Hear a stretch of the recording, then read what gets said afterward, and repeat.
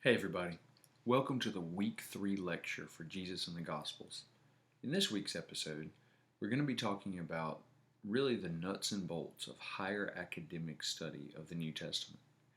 We're going to be talking about 3 of the most important types of criticism that we can use to analyze the Gospels. First, we need to talk about what the word criticism means.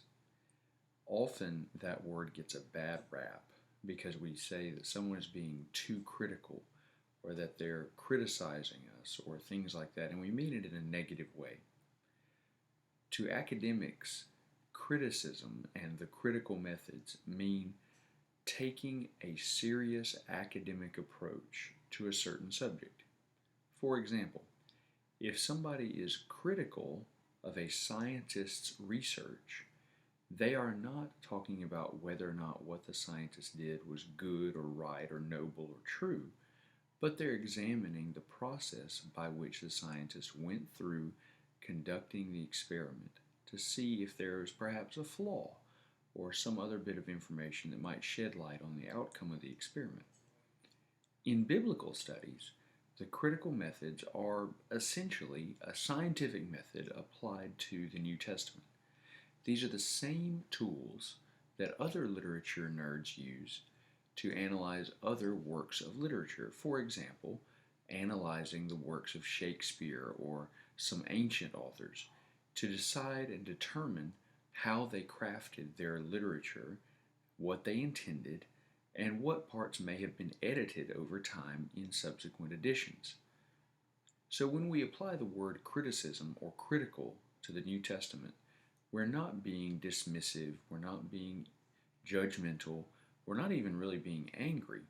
All we're doing is applying our higher order thinking skills to the literature that the Bible contains. Let's talk for a moment about the development of the gospel tradition. By this development, we mean several distinct stages of history that helped get us to where we are today with the New Testament in its current form. The first stage that we need to be aware of, and that we often forget about, is the actual life of Jesus of Nazareth. This was the time period of Jesus' actual life when he was going around teaching and preaching and healing and casting out demons and making disciples and all the things that we eventually read about in the New Testament. Well, if we assume that Jesus was a real person, then he had to have a real life that eventually people wrote about. So this time period that ends somewhere around 30 CE is the origin and the source of all the things we know about Jesus. Well, after the resurrection, or at least the crucifixion, the original followers of Jesus went around and started telling the stories that they had heard from Jesus, the things that they had experienced. They may have told about some of Jesus' teachings. This time period, though, is before any of the Gospels were written down. So what we have is a period of, let's say, 30 years between the actual crucifixion of Jesus and the writing of the first documents that we would eventually call the Gospels, where things were just word of mouth and told through oral tradition. This is a time period that we will later hear called the tunnel layer. That is the time period between the actual words coming out of Jesus' mouth and the time when those words were written down by the first gospel authors. We call it the tunnel layer because it is the most important part of biblical research as we try to figure out the authentic words of Jesus. So we have the life of Jesus himself. We have this tunnel layer after his crucifixion. And then we have the actual writing down of the Gospels themselves. So this happens somewhere around 60 to 150 CE. But after that time period, we cannot assume that the Gospels stayed the same. This is something that I think your textbook author neglects to say, as he is doing a great job on page 44 of spelling out these different time periods in the development of the gospel tradition. He calls stage 4 the writing of the gospels themselves. Well, we cannot assume that stage was a once and for all thing. We should not assume, and I don't think there's any reason to assume, that, say, the Gospel of John appeared in its current 21st century version the first time John sat down to write it.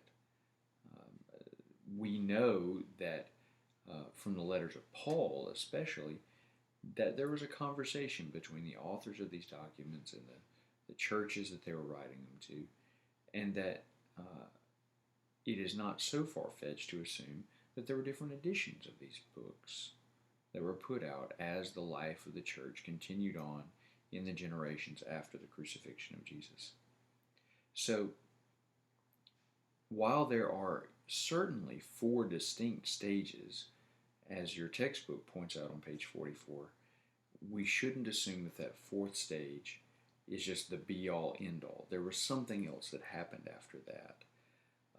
There was more interpretation, there was more translation, there were mistakes in copying, some of them very comical, that we found as we've unearthed more and more ancient copies of the New Testament. We can't assume that the versions of the New Testament documents that we have today were just, spit out of somebody's pen in the 1st century. Something had to happen, at least in a copying kind of way.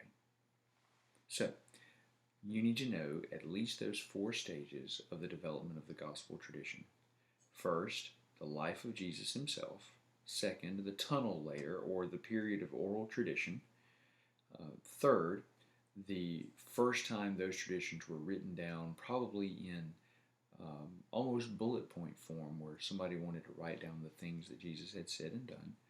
And then the 4th stage is the application and integration and synthesis of all those other sources into the documents that we would eventually call the Gospels. Okay, so on to the higher critical methods of New Testament study. This is really the nuts and bolts of what we're trying to get at in this class.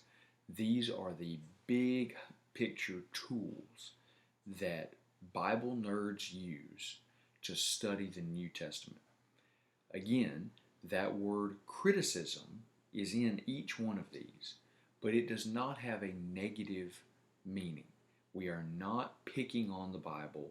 We are not dismissing the truth of the Bible. The word criticism means we are applying literary tools to an analysis of the New Testament. We are trying to be as careful and exacting as we can be, because this is important. There was a lot of pushback against using these critical methods in the 19th century, and especially in the mid-20th century, because people thought it was not holy enough to treat the Bible like it was some other literary document, like Shakespeare or Chaucer or whoever else. We're not trying to pick on the Bible. In fact, when I use these critical methods, I think of them this way.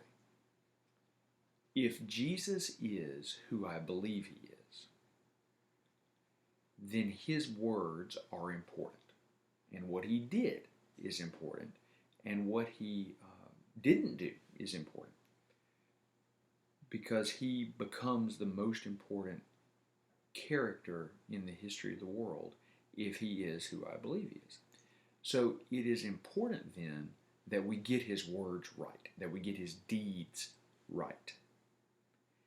The critical methods are tools to help us dig back in time through the literature of the New Testament to try and find out what the real, authentic words of Jesus are.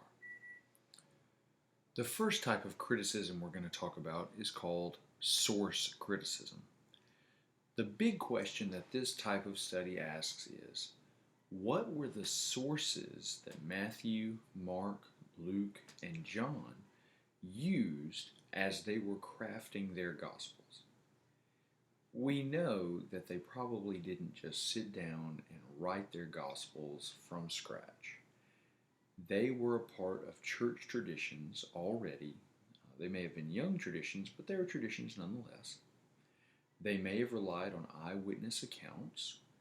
They may have relied on the teachings of their local congregation. They may have relied on pre existing documents that we just haven't dug up yet.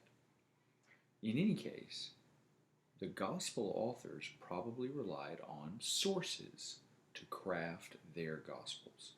So, let's talk first about the synoptic problem. Synoptic means looking the same. We saw this last week when we talked about Matthew, Mark, and Luke. John doesn't get to play because John is fundamentally different from the other three in both vocabulary and style and content.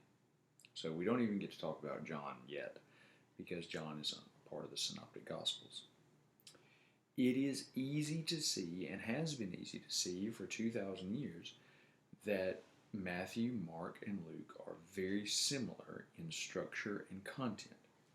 So source criticism is really aimed at trying to figure out how those three synoptic gospels are related, and if and how they shared sources.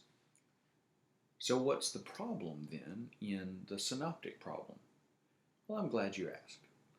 The synoptic problem asks, if the three gospels are so closely related, how come they're different at all? So this isn't really a problem. It's not keeping people up at night, but it is a mystery that just begs to be solved. Why is it and how is it that these three gospels are so similar, and yet we have preserved, as the church over 2,000 years, three distinct versions of what are essentially the same stories? What's the point? What's their value? And therefore, what are their sources? So this is not about one gospel being more right than the other two, or one of them being wrong, or more trustworthy or less trustworthy, or any of that. We're only addressing how, and more importantly, why the Gospels are different at all. As I mentioned earlier, this is not just a tilting at windmills kind of thing. This is important. For the billions of people throughout history and who are even now around the world believing in Jesus as the Son of God, this is important work. If Jesus is who a lot of people believe he is, then finding out the words that are actually coming out of his mouth in the first century is a pretty big deal. The more closely we can get to what Jesus said, the more closely we can get to an authoritative version of the New Testament that contains the most accurate representation of Jesus possible. The author of your textbook goes to great lengths to be fair and explain some of the competing options of the source theories behind the Gospels. While these are all well and good, the one I want to concentrate on is the one that is agreed upon by the vast majority of New Testament scholars. That is the two-source theory, which in layman's terms means Mark came first. That's really what you need to know. Mark came first. All research indicates that Mark is the oldest document we have, and that Matthew and Luke borrowed content from Mark and expanded on it and made that content into their own Gospels. So, assuming that's true, we can grow from there and say that Mark and another source that we're going to talk about called Q were the frameworks for the Gospels. So here's some of the evidence we have that Mark is the oldest. First, Matthew and Luke are never in agreement with each other unless Mark says the same thing. So Matthew and Luke are not going to have the same story unless the same story appears in Mark. Secondly, Mark served as a source for Matthew and Luke. By this I mean that the content seems to just be lifted from Mark.